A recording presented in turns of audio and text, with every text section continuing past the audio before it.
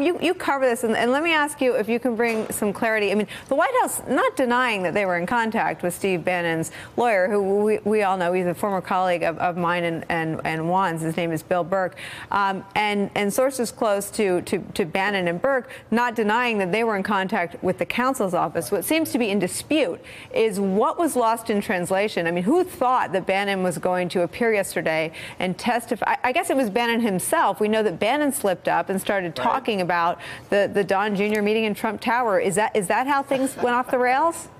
Well, I think, let me weave in what Bill was talking about there, too. There's been a lot of questions of, was executive privilege invoked? Was it not invoked? I mean, this is something we've been talking about up here on the Hill with the House Intel members about for the last 2 days, trying to get some clarity on. I was talking yesterday with a White House official who I think explains this, and it comes down to their perception of executive privilege.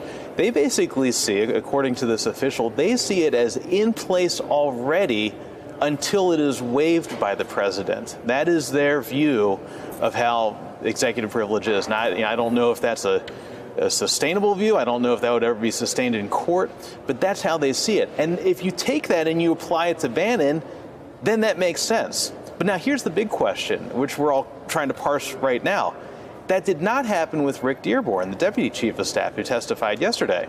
So for Bannon, there is apparently an exception, some sort of idea that there is implicit executive privilege that's not waived. But then for Dearborn, he answers questions, no problem.